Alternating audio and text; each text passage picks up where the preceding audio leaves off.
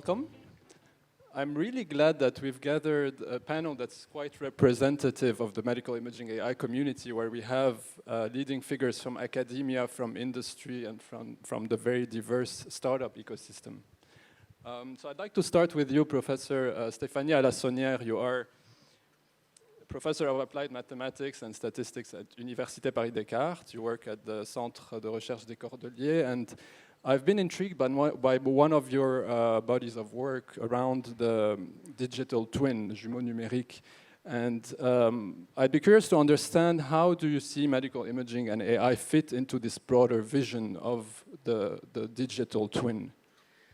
When people are thinking about digital twin, they usually think about cancer and genetics, but medical imaging is a really crucial tool for that. It gives you a picture of a patient at a specific time, but it also enables you to get the evolution of the patient. Evolution along time, along therapy, along disease evolution where there's no therapy, like Alzheimer's disease that was just talked about before. And this enables to get models, statistically estimate models that will characterize population. And then when you have a new subject come in, you can fit your model to this subject and then adapt the response, adapt the answer, adapt the therapy with respect to what the model is giving you for this specific patient. And we know that medical imaging is really already a big tool for diagnosis, for monitoring, and just quality control of therapy. And for that, it's also known now for certain diseases that it's also an earlier diagnosis tool, and we would like to propose digital twins for that kind of early period of time. And I really think it's the perfect data to fit with AI. And I think that's probably a good transition to Nicolas Villain. You are the head of the research lab for AI at Philips Healthcare. Philips needs no introduction as a global leader in medical imaging and health IT. And one of your strategies for many years has been catering to the continuum of care as a company, from early healthy living to prevention to diagnosis, treatment, etc. So along the lines of what Stéphanie was saying, how do you see medical imaging and AI strengthen this generalized AI approach that has to span the continuum of care? Yes, thanks for the introduction, and thanks for being here. I think the good thing about AI is that it can really help solve one of the challenges of healthcare, which probably will be the lack of professionals, the aging population. And for that, I think imaging will play a big role, because that's something you can scale up quite easily. It becomes cheaper and cheaper, faster and faster. So if you try to really address the quadruple aim in medicine, which is to improve both the patient experience, the clinical outcome, but also the staff satisfaction, because currently it's also a big issue, and we know that in France, staff is under a lot of pressure. And if we can automate a lot of tasks that they do in imaging, but also in other areas of medicine, then that will really help. And the last part, of course, is the cost for society. And so imaging with AI can help in the different part of the, you mentioned the continuum of care, so from early detection, in cancer detection, screening, of course, we hear a lot about that. In the diagnosis, and here imaging is not only radiology, but it's also histology, and a lot is going on also on digital pathology, on AI, because it can process a lot of very big images in much faster time than the anatomopathologist. Also, when you come to diagnosis, you will have to combine things, and that's one of the challenge of imaging, is how you combine imaging findings with things about, I don't know, the pathway of the cancer, because that will help you select the best treatment. So there are a lot of things to combine: genomics, pathology, imaging, radiology imaging, let's say, to select the best treatment. And I think having a model of the patient here can play a very strong role. But also in the follow-up, and follow-up means at the hospital, but more and more also you will have imaging at home to follow the treatment, follow the evolution of the patient, follow how he is taking his medicine, and quickly adapt when you see there is you go outside of the model, or you go outside of what is predicted. You can react more early, and in that case, have a better outcome for the patient. Sure. So I think in all the continuum.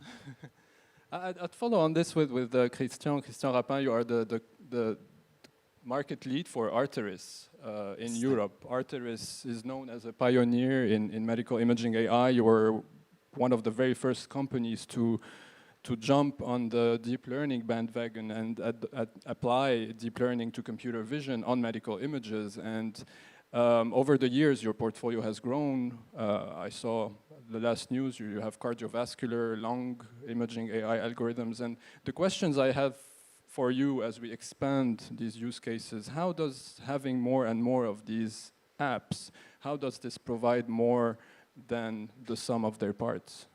Yeah, thank you for the introduction. We've been developing with Arterys for more than 4 years now. So we met a lot of customers, we had a lot of experience in university hospital, in private chains, and we've been harvesting on those new algorithms, and we've been pioneers, yes, you're right, but history will tell if we were the right one or what will happen next. But today what we understood is that we at Arterys, we have developed a platform that means we are providing access to many algorithms, like you said, cardiovascular, liver, it can be lung. And the idea is that instead of getting one single benefits of one algorithm, the idea is to have an overall mechanism that is checking the output of each algorithm, making sure that there is some consistency between the algorithm. For example, if one algorithm didn't detect a disease, I don't know, from the pancreas or from the kidney, and then a disease like NASH linked to obesity, if you detect it from another algorithm from the liver, then there should be some consistency, and then you should get information that this is a value added from many algorithms on the same platform that are speaking to each other. Mm-hmm. Along these lines, Dr. Dassini, Gaspard Dassini, you are a practicing radiologist, and you told me that since founding Incepto Medical about 2 years ago now, you split your time about half and half between these two very time-consuming activities. And as the new generation of startups, you've seen others before you succeed and fail, and I'd be curious to understand from you being a foot into the clinical world and another one in the data science world, how does that help you determine what AI use cases are going to make sense, are going to impact real clinical care? Well, thank you, Nadim. Yes, I think it's always better to, and we all agree to try to solve problem first, rather than to apply a technology to a problem you want to find after. So when I came to AI in 2015, it was because I was looking within the digital transformation field in healthcare, a tool to solve my problem, me as a physician, as a radiologist. And what was this problem? It was how do I cope with this overwhelming amount of data, of images I have to face. I must confess, at the end of the day, after 15,000 images, I must be not so fresh and precise than in the morning. And also, I can be very good in maybe in one specialties or maybe in two, but nobody can pretend to be very, very good in all specialties. So those are my medical needs. I need to cope with the amount of data, and I need to be very good in all specialties, even if it's very, very difficult to bring it to patients. Mm-hmm. And in front of that, you have what is technically feasible. And so you have to have close relationship and to discuss between physicians and data scientists. And this is the spirit of Incepto. It's a very fascinating and very exciting discussion on that. And you have this in mind, and after, I think you have two axes to choose your clinical application. First, you have to choose applications which have a major impact on healthcare. That's obvious. So we just have seen neurodegenerative disease and how strong it is. And now we are all afraid about that. We were before, but maybe much more then. Now, and you have to deal with cancer. Maybe first breast cancer, lung cancer, colon cancer. The first one. You have to deal with cardiovascular disease. You have to deal with emergency room medicine. You have to do all of this in the same time. And then when you've chosen that, you also have to choose, because this is AI, this is no magic tool. So they have to answer to one very relevant question.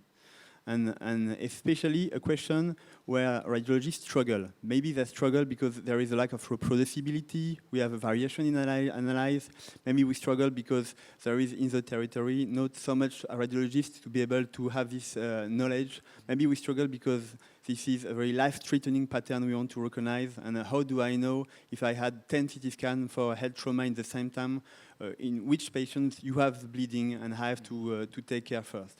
And when you have done that, you have not finished for sure, because you have to, you need your tool to be adaptable. You need that a physician, radiologist, take it to work with, which means it have to fit with the workflow. Right. That is very, very important. Right. And it have to be close from our daily practice.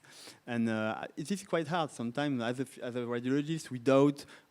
Sometimes we fear missing things, and we have to be also to deal with anxiety of our patients. And so those tools can help us to be better doctors. And this is driven by clinical value for sure.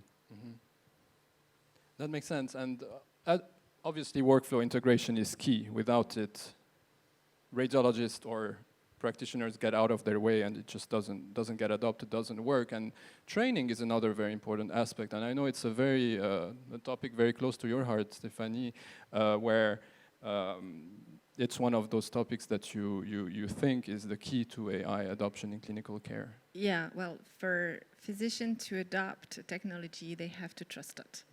And if it's just a black box for the majority of them, for those who I have worked with and talked to, understanding at least the basis is fundamental. So in Paris Descartes, we have decided to explain AI to all the clinicians that have a little bit of good feeling toward new technologies and AI in particular. And so we have proposed new master program, new short master classes, very short short 3D classes, where they are supposed to learn at least the basis of what they will have to face. And it's not trying to make them become data scientists, that's not the problem, but it's trying to make them understand what the data scientists they will work with will say. And interaction is going to bridge the gap from medical care to data analysis. So how it works and also where it lives is a question that's important. I think at Philips Healthcare, as an industry giant, you have AI that lives in your medical imaging instruments, in your software systems, in your image analysis, in your health suite cloud. It's across the board. So how does it ever come together, and can we still understand how it works behind the scenes? Hopefully, yes. Because I also think it's very important to be very transparent about your model. For instance, when you do training, what type of data was used, in which operating mode you are using it. So that's very important. That's also important that the user, so the radiologist, the cardiologist, the oncologist, knows about the model and understands if it applies to the question he has in mind. So that's very important, but also then, yeah, there will be very different flavors of it, and some of them will be very easy to check. If it's an auto-contouring that help doing measurements, you can quickly check if it fails, and then it's not so bad. If it fails, you can correct. But if it's taking a decision, taking a clinical decision, then that's a different story. If it's doing triage on patients and you miss one, it's also more important maybe to be. But again, also human is not perfect, so we have to accept a bit of error, but understand why is very important. And then the implementation, whether it's in the cloud or embedded in some of the instrument or monitoring tools, or there will be some of them that will use AI on the spot, and some will be on the cloud, so there will be different implementation. But the models behind that still need to be explainable and transparent enough. Right. So I feel IT and AI are starting to come together. And probably Arterys, is focusing on developing AI, but also on the importance of deploying it in a viable way that's something you must learned a lot from. Tell us a bit about that. Yes, true. We really understood that what is critical is to provide a very high level of integration so that the doctors, they remain in their environment, what they are using every day. So to provide this high level integration and deep level integration, you need to work very close to the IT department. And we are dealing every day with two major revolutions, which are the cloud and the data. And so we have to help our customer, in fact, to make transition from traditional IT, managing laptop and computer, and going to becoming data scientist, data hygienist, or even that data psychoanalytics. And to push them, it's difficult because we are just customers. Customer-supplier relationship. So we need to be very clever in doing this. So that's why we are working very well and very close to those guys. But they need to change and evolve, and we are learning and improving every day with them. Sure. And so we share this. This challenge seems to be something that Incepto has embraced from the very start. You have this service-oriented end-to-end approach to AI where you want to be part of the development, but also fielding, commercializing, and training people with a focus on a certain geography, notably France. So what's 2 years into it? How is that coming along? Yes, exactly, Nadim. At Incepto, we are convinced that the transformation of radiology, driven by AI, will go through an open, collaborative way to do it, because we can't do it all alone. That's not feasible. And this is true, I think, and that's what we are doing this in a collaborative way for building new solutions and also for bringing those solutions and other startup solutions into the clinical fields.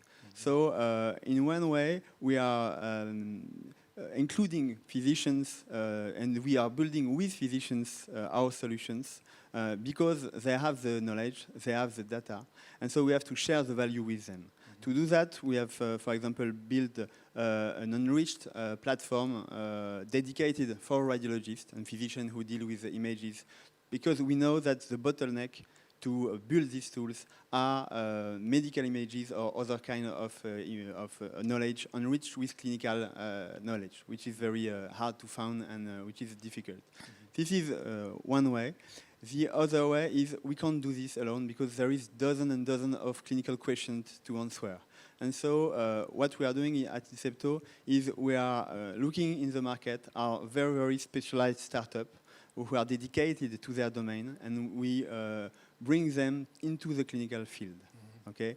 Because our ambition is to be the key entry within the hospital for those startups. Because when you are a radiologist, you can't learn dozens of interfaces with dozens of several startups. Sure. And when you are a director of hospital or clinics, you can deal with dozens of things like this. And at the end, I think also we are driving the transformation, and the transformation we have to explain the weakness and the strengths to the clinicians, because we have to build together with the AI and with the clinicians the trust, and there is no other way than trust to go to adoption. Sure, sure. That's It's been very exciting the last 10 years in medical imaging AI, but I think the next 10 years are going to be even more exciting. We're getting into the field, we're training, we're integrating to the workflow. And I think your interventions really show that we're working along all these aspects. Thank you very much. Thank you. Thank you.